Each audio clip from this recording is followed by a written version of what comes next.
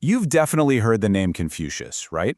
Maybe you can even quote one of his sayings. But what if I told you the man we all picture, this wise, serene, all-knowing sage, spent most of his life as a pretty frustrated and often unemployed political consultant? Yeah, the real story of Confucius is way more complex, and honestly, a lot more human than the myth. Let's dive in. So let me ask you, when you hear that name, Confucius, what's the first thing that pops into your head? For a lot of us, it's probably that image of a wise, bearded old man speaking in riddles, or maybe, those little sayings you find inside a fortune cookie. But that popular image, it barely even scratches the surface of who this guy really was. Okay, so let's break down this myth versus reality. The myth paints him as this revered, almost godlike figure. The reality? He was an incredibly frustrated political advisor who spent a huge chunk of his life just looking for a job. We imagine him being this super successful, respected thinker, but in his own time, he was largely unemployed, unable to find a single ruler who would actually listen to him. And those mysterious proverbs, they weren't meant to be mysterious at all. They were part of a very practical, very concrete plan to fix a society that he saw as completely falling apart. To really get who he was, we have to understand the world he lived in. And that starts with his actual name, Confucius. Because he wasn't born some legendary figure named Confucius. He was a man, Confucius, a man on a mission, living through an age of absolute chaos. He was born way back in 551 BCE during a time in China called the Spring and Autumn period. And trust me, don't let that poetic name fool you. This era was defined by political breakdown, constant brutal warfare between feudal states, and leaders who were just deeply, deeply corrupt. His entire philosophy wasn't dreamed up in some quiet, peaceful library. It was forged in the fire of a societal crisis, a direct answer to the world crumbling around. His life was, well, a real struggle. He was born into a noble family, but they had lost all their money, so he knew what it was like to be poor. He worked his way up into a few minor government jobs, but got so disgusted with the corruption that he quit. This kicked off what we call his wandering years. He spent more than a decade on the road with his students, basically going from state to state, pitching his grand plan for a better government to any ruler who would give him the time of day.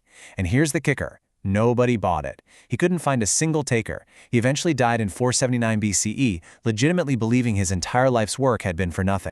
So what was this failed plan he was trying so hard to sell? Well, it wasn't just a bunch of nice thoughts. It was a full-on blueprint for social harmony, a pretty radical recipe to rebuild society from the ground up, starting with the individual. At the very core of this blueprint is one incredible concept, the junzi. This translates to the ideal person, or the gentleman. Now you have to understand, this idea was totally revolutionary. Before Confucius, your place in the world was fixed at birth. If you were born a peasant, you died a peasant. End of story.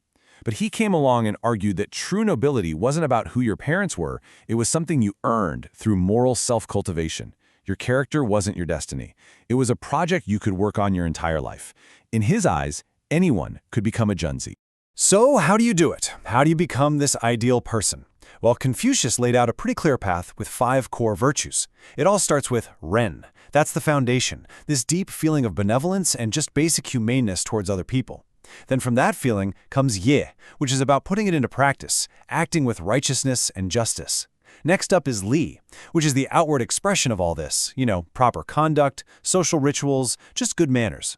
To know how to do all that, you need Ji, wisdom and knowledge. And finally, the glue that holds it all together is Jin, living with integrity and trustworthiness, making sure your actions and your values are always in sync.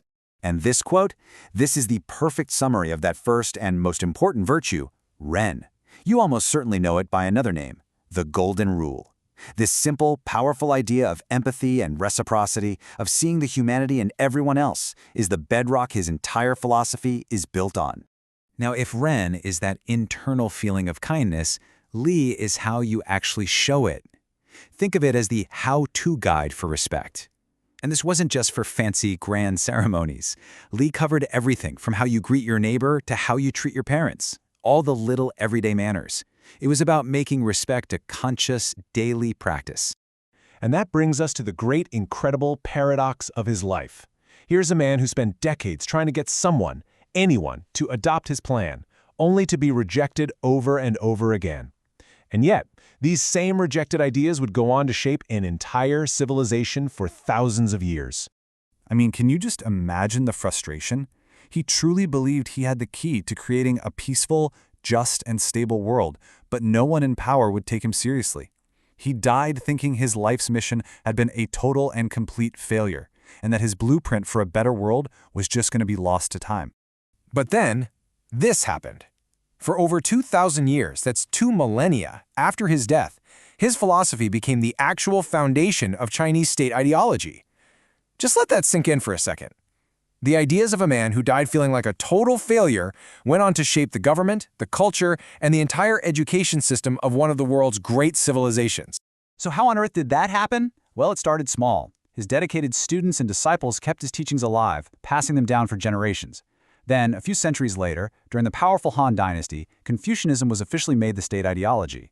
His ideas even became the basis for the imperial civil service exams, a truly revolutionary system where you got a government job based on your moral character and knowledge, not just because of who your dad was. And his influence exploded beyond China's borders, profoundly shaping the cultures of Korea, Japan, and Vietnam as well. Okay, so this is all really fascinating history, I get it, but why should we care about a thinker from 2,500 years ago today? What can his ideas possibly offer us now in our crazy modern world? Well, take a look at how timeless these core values really are. Ren, benevolence, is basically a powerful argument for empathy in our incredibly divided societies. Li, proper conduct, feels like a desperate plea for a little civility in our online world, right? You know, in the comments section. The lifelong journey to become a Junzi is a perfect model for personal growth and committing to always be learning. And Shao, which is about respecting your family, reminds us that in a world that can feel pretty lonely, strong family and community bonds matter more than ever. In this final quote, I think it just nails his whole philosophy. Confucius believed that real, lasting change doesn't come from the top down. It's a bottom-up process. It starts with us, with you and me, in our own homes, in our own communities. By working on our own character and strengthening our relationships, we create these ripples that can eventually influence society at the very highest levels. So I'm going to leave you with this thought. In our fast-paced, complex world, a world that is so often focused on individual success and the next big thing, what can we learn from a philosophy that says, hey, wait a minute, the most important project you'll ever work on is your own character, and the most important thing you'll ever build is your relationships with other people? It's something to think about.